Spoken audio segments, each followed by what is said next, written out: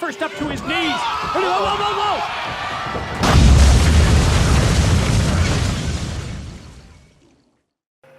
Salut à toutes et à tous et bienvenue dans la fosse à piquette pour le débrief d'Extreme Rules qui n'a absolument rien d'extrême cette année. C'est comme l'année dernière, mais en pire.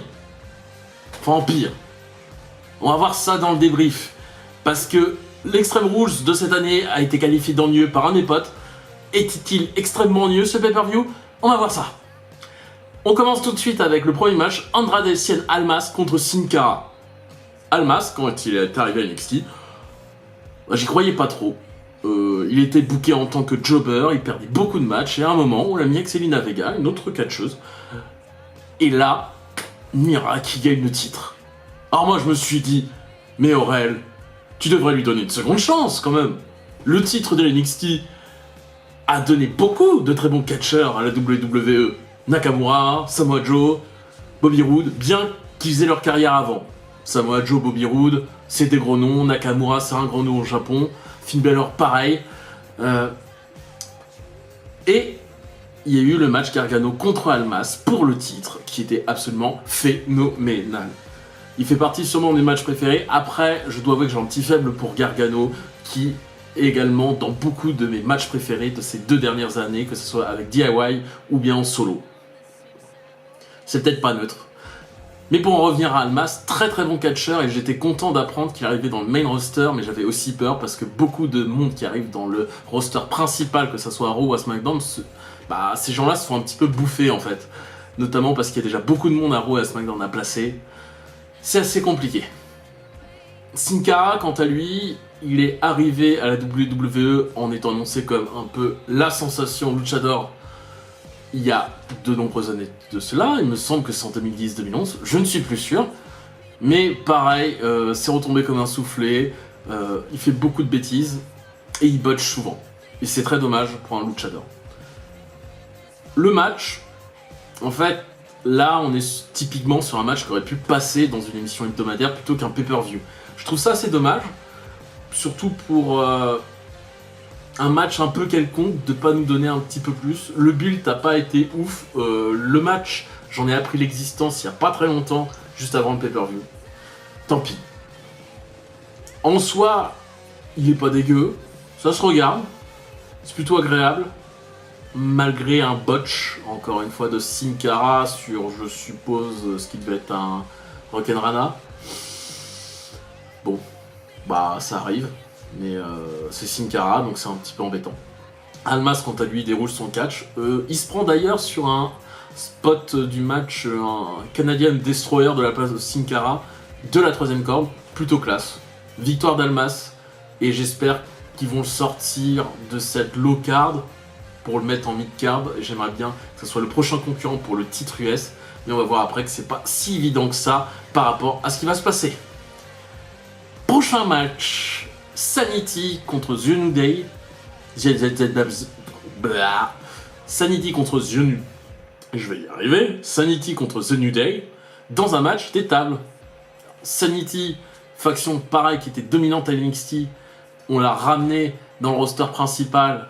J'avais peur pour eux qu'ils se fassent bouffer, et honnêtement les premières semaines, je pensais avoir un peu raison sur le fait qu'ils se fassent bouffer parce qu'ils ont perdu leur premier match. C'est assez terrible pour une faction qui était dominante à ce point-là. Là, on leur donne un match contre The New Day en kick-off, un match des tables à Extreme Rules. En soi, je me suis dit pourquoi pas. The New Day est une très bonne équipe. C'est encore dommage qu'on les voit eux en kick-off. Et le match a été globalement assez divertissant.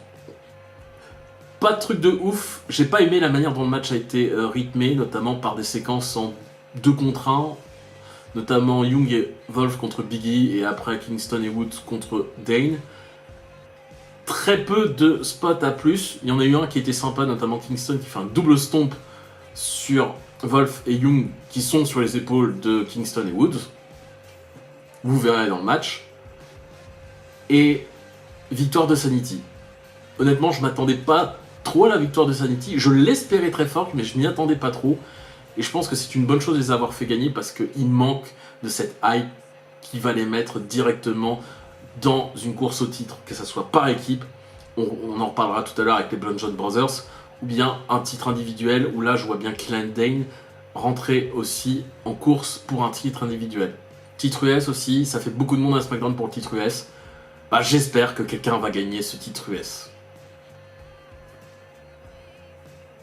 On rentre maintenant dans le cœur du pay-per-view avec le premier match, The Deleters of World versus la B-Team. B-Team, pour moi, c'est... J'ai une relation un petit peu d'amour-haine avec cette équipe. Alors, non pas que je les déteste, au contraire, Curtis Axel et Bo Dallas sont deux bons catcheurs. J'ai une préférence pour Bo Dallas. Mais pour moi, c'est des personnes qui, en équipe, sont pas ouf. Ils ont une bonne synergie. Hein. Donc, globalement, ça s'est vu sur tout le match. Mais je pense que Bo Dallas, un jour, devrait être propulsé en mid-card. Curtis Axel a déjà eu son moment. Je serais pas mécontent qu'il en ait un autre, mais en équipe, ils ont été très longtemps jobbers. Et là, je vous spoil tout de suite le résultat. Ils sont champions par équipe après avoir vaincu l'équipe Bray Wyatt Matt Hardy. Matt Hardy, son retour, pour moi, était très attendu. Très franchement, je voulais revoir Matt Hardy à la WWE. Peut-être pour un run de champion. Pas universel. Clairement, à Raw, la scène est totalement bouchée. Et en plus, on a Brock Lesnar qui est jamais là. À SmackDown, ça aurait été possible. Ça aurait été possible. Peut-être pour Jeff Hardy.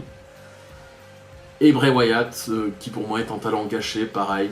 Il a eu le titre de la WWE sur un court laps de temps. C'est pas terrible.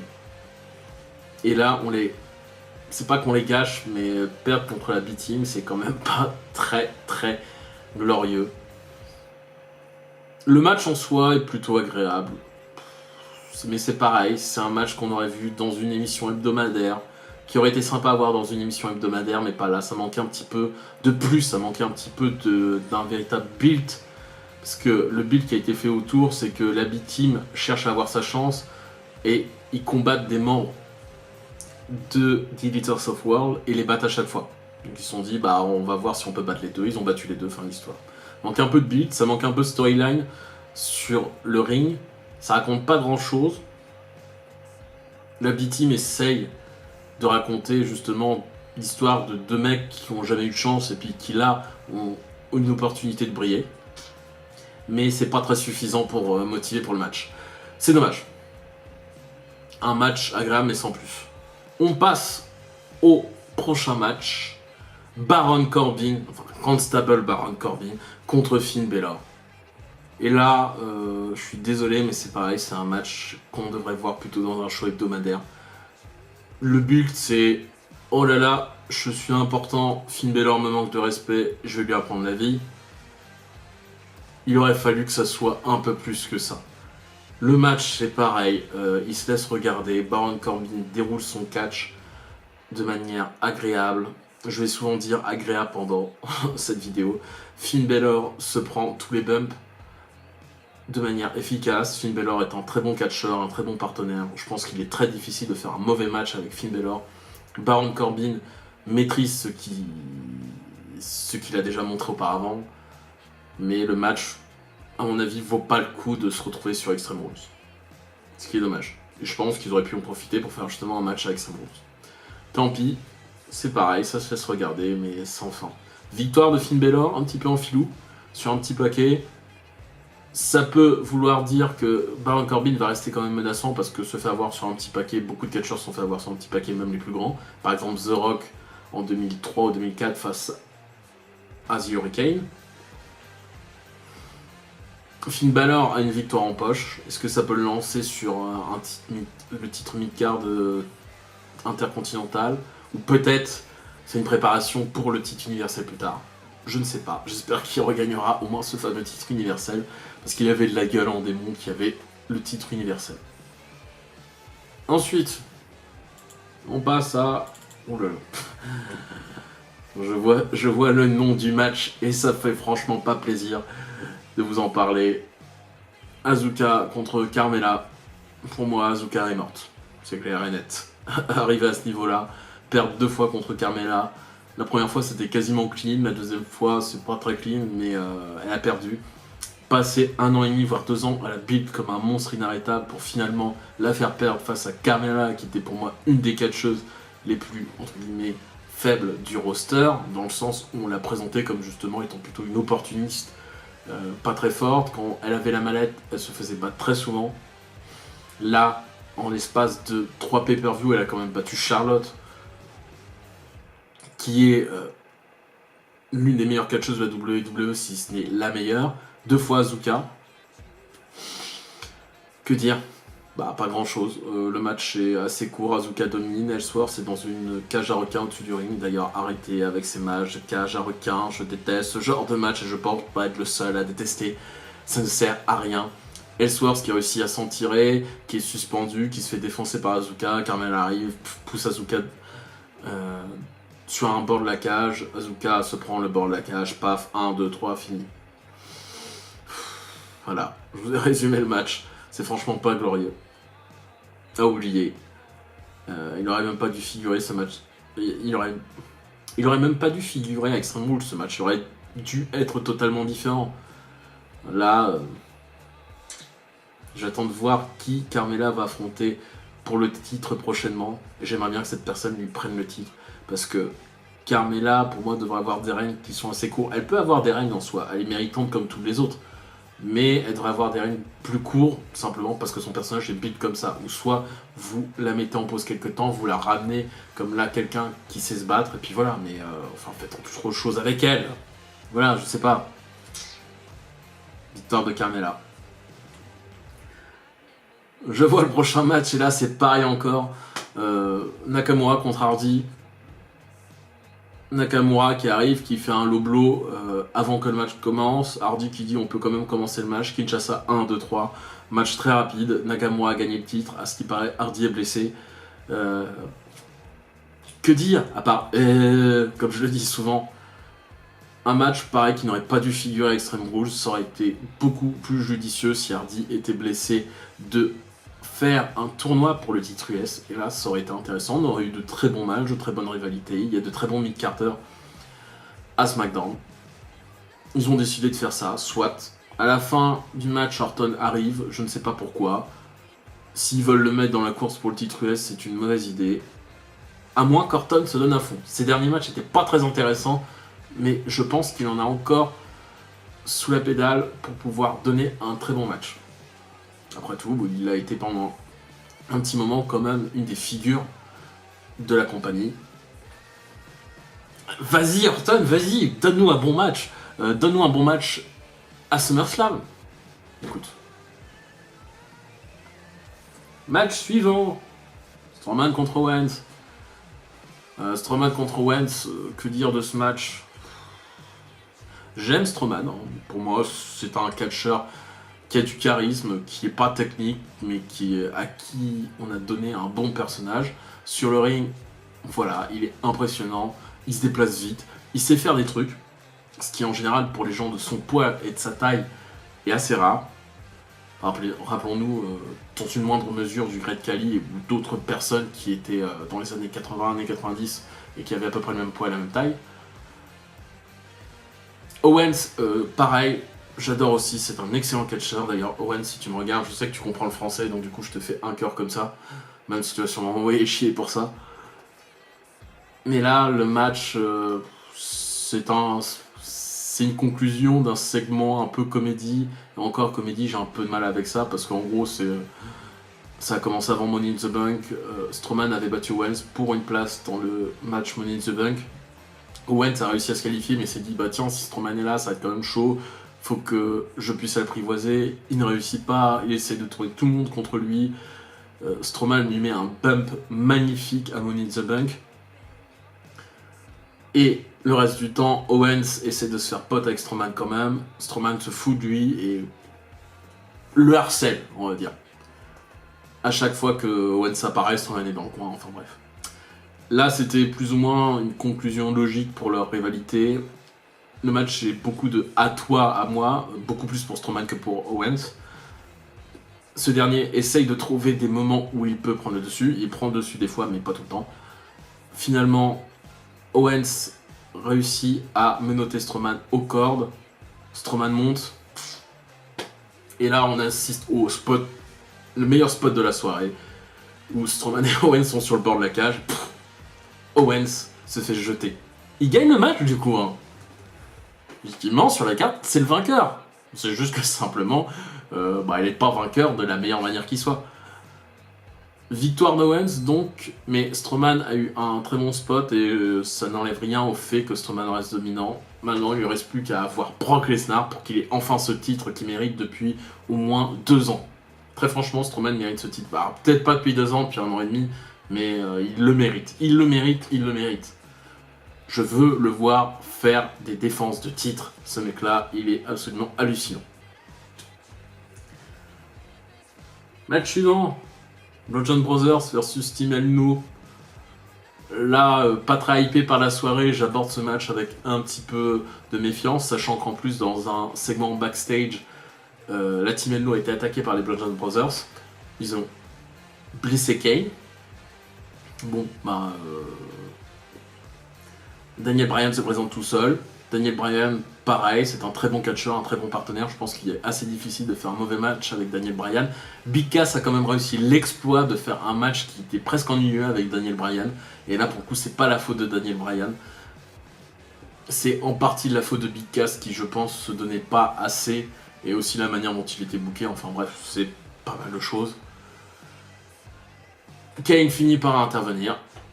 Mais victoire quand même des Bludgeon Brothers qui conservent leur titre. Je trouve ça dommage pour la Team El Nuno qui, à peine reformée, doit déjà plus ou moins se séparer. Et c'était a priori la seule équipe qui avait une certaine légitimité pour pouvoir battre les Bludgeon Brothers. Maintenant, je ne sais pas qui ils peuvent affronter. Sanity. Ah, écoutez, Sanity, allez-y. Les Regium, pareil. Vas-y, cœur sur toi. Fonce, prends le titre par équipe des Bludgeon Brothers. Parce que s'ils continuent comme ça à presque squasher tout le monde, ça va être inintéressant. J'adore Harper, un peu moins Rowan. L'équipe est sympa, mais il faut un moment qu'il ne soit pas vu comme étant vraiment imbattable. Là, pour l'instant, ils sont imbattables totalement en l'état et aucune équipe de SmackDown ne pourrait rivaliser avec eux. Voilà, c'est triste, c'est dommage. Et j'espère que Sanity va faire quelque chose contre ça. Prochain match, et là c'est le match qui m'a fait reprendre un petit peu espoir dans le pay-per-view, et quand je vais vous dire quel match c'est, vous allez me dire mais Aurel, tu dérailles complètement, hein. Parce que ces personnes-là n'ont pas fait beaucoup de matchs intéressants dans leur carrière. C'est Reigns contre Lashley. Alors attendez une seconde, vous posez votre clavier, vous vous calmez, vous arrêtez d'écrire un commentaire. Oh l'autre il adore Reigns et Lashley, bouh. Bon, je vais vous expliquer un petit peu pourquoi je considère que ça a été un match qui a commencé à me redonner espoir. C'est pas le début en tout cas, parce que Reigns, je déteste ses débuts de match globalement, c'est très lent, c'est limite chiant. Ok d'accord, il est dominateur, mais il faut pas déconner quand même. Pour moi, Reigns devrait être plus dynamique que ça, devrait mettre plus de pression que ça. Je pense que Reigns est un athlète de haut niveau, vraiment performant. Il manque pas grand chose. Notamment un véritable booking qui le rend vraiment dangereux. Lashley, pareil, athlète de niveau, le mec il a quand même fait des combats à Bellator. Là, il s'en est plutôt bien tiré. Il a fait une moins bonne carrière que Brock Lesnar, mais il s'en est quand même bien tiré. Donc on a déjà 2 athlètes face l'un à l'autre et le début du match est chiant. Ça manque de rythme, ça manque de technique, ça manque de à toi, moi, c'est Reigns qui domine au début. C'est pas intéressant. Et c'est à partir du moment où Lashley commence un petit peu à se réveiller que là, il y a plus, justement, cet échange entre les deux. Ça a été beaucoup plus intéressant à suivre. Mais alors, beaucoup plus intéressant, c'est relatif. Le match n'est pas ouf en soi. Je pense que les deux auraient pu faire un meilleur match. Mais ça a commencé à devenir intéressant vers la fin. Bon. Commencé un petit peu à me réveiller, justement. J'étais plutôt content. Reigns, pour moi, c'est un catcheur qui peut être très bon. Donc voilà. Victoire de Lashley, ça fait plutôt plaisir. Je pense que Lashley avait besoin de cette victoire pour se relancer un petit peu, parce que s'il perdait, là c'était sûr que Lashley était mort. On l'aurait vu peut-être traîner en mid-card un petit peu, mais là il peut encore prétendre à top card, notamment en allant peut-être affronter Lesnar à SummerSlam. Je l'espère très fortement. et qui gagne enfin le titre de Lesnar, que Lesnar arrête de monopoliser le titre pour Raw. Parce qu'en ce moment, le titre universel n'existe plus pour moi. Prochain match, Nia Jax contre Alexa Bliss. Nia Jax, ancienne championne. Alexa Bliss, personne qui lui a pris le titre. Sans disqualification. Alléluia, le premier match sans disqualification. Extreme Rules, du pay-per-view qui s'appelle Extreme Rules. Et pas grand chose à dire de ce match. C'est très dommage. J'ai l'impression de revivre pour le départ un faux départ comme il y a eu pour Reigns/Lashley. Alexa Bliss qui fuit, Nia Jax qui est juste derrière elle, donc une sorte de psychologie de match qui s'installe entre les deux, mais c'est pas ouf. Je pense que ça aurait pu être un poil plus travaillé. Rousey qui est sur les bords du ring, on savait qu'elle allait intervenir, c'était évident, elle est intervenue, match en disqualification. Victoire d'Alexa Bliss à la fin quand même, qui réussit à repousser Rousey et qui réussit à battre Alexa Bliss. Non, qui réussit à battre Nia Jax.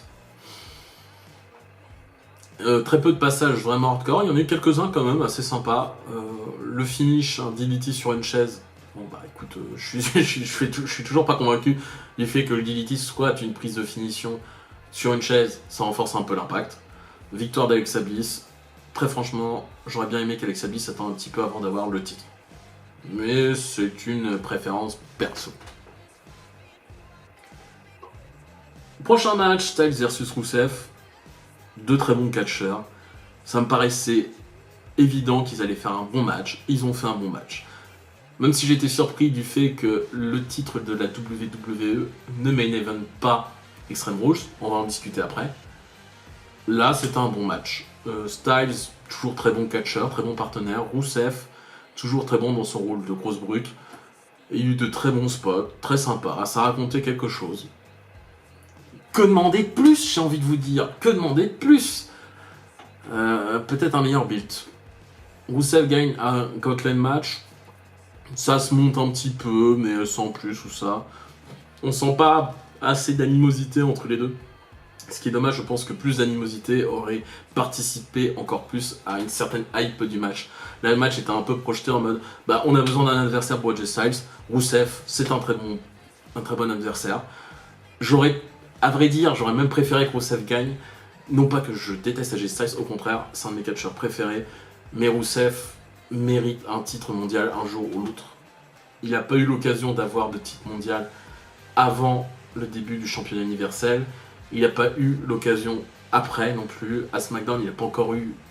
enfin si, il a eu une occasion de l'avoir. Il l'a pas eu. Et ça me rend triste pour Rusev. Je pense que c'est un très bon catcheur qui mérite vraiment un titre mondial. J'espère qu'ils ne feront pas la bêtise de le laisser partir sans qu'il ait eu au moins un titre mondial. Messieurs de la WWE, c'est à vous. Dernier match, Ziggler contre Rollins, dans un Iron Man match de 30 minutes.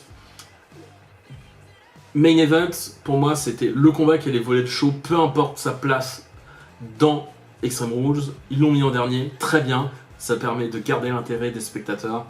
Et mon Dieu, quel match! Très franchement, c'est le meilleur match d'Extreme Rules. C'est pas le meilleur match de cette année. Il y a eu des meilleurs matchs cette année, que ce soit NXT, peut-être pas à la WWE, mais surtout à la NXT. Et là, on a eu véritablement une leçon de catch. Le match racontait des choses, il était super bien rythmé, notamment avec plusieurs phases. Un Iron Man match de 30 minutes, c'est long, il faut pouvoir éveiller toujours la curiosité, l'envie du spectateur de continuer à regarder. Première partie, les deux sont en train de sprinter pour essayer d'avoir le maximum de points dès le début du match. McIntyre intervient en faveur de Ziggler, il donne un point à Rollins, mais il s'en fout, il continue à le matraquer et tout ça. Ziggler en profite pour remonter après que Rollins a réussi à faire quelques tombées. Tac, tac, tac, ça s'enchaîne. Les deux sont à égalité. Ziggler réussit à passer devant. Et là, il reste 15 bonnes minutes au match pour que Rollins puisse marquer 2 points. On sent toute la détresse de Rollins de pouvoir marquer ces 2 points et toute la détresse de Ziggler de pouvoir rester au niveau. Il faut attendre à peu près 5 minutes avant la fin pour que Ziggler baisse ses défenses et que Rollins puisse marquer un point, mais pas le deuxième point. Comme d'habitude, c'est un finish sur le fil. Rollins n'a pas le temps d'aller prendre le tombé.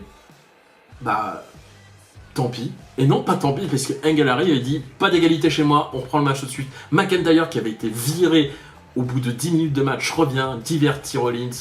Ziggler en profite, zigzag, 1, 2, 3, merci, au revoir. Ça, c'était un match.